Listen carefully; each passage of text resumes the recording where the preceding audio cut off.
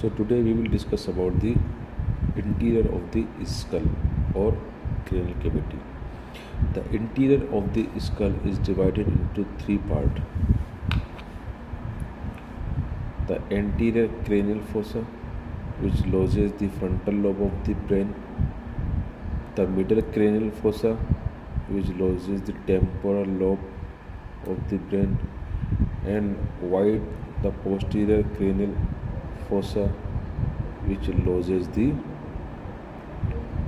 brainstem at the cerebellum. And brainstem includes midbrain, pons, and medulla.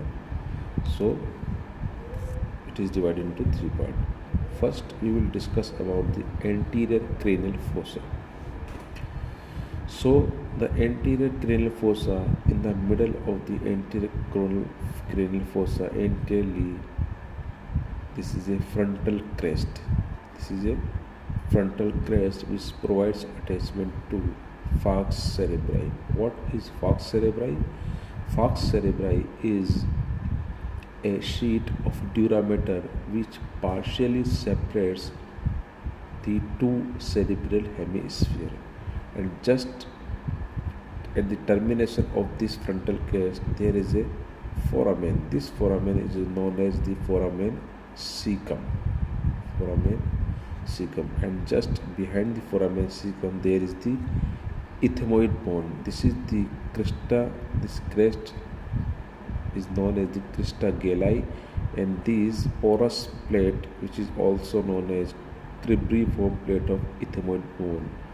These foramen transmits the roots of the olfactory nerves.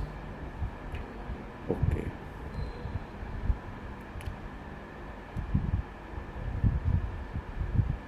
And posteriorly there is the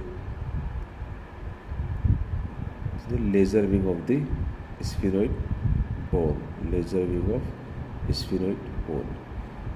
And this is the part of the orbital plate of the frontal bone. This is the orbital plate of the frontal bone which form the orbits.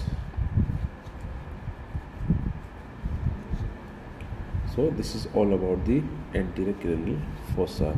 In next video we will discuss the middle cranial fossa and the posterior cranial fossa. Thank you.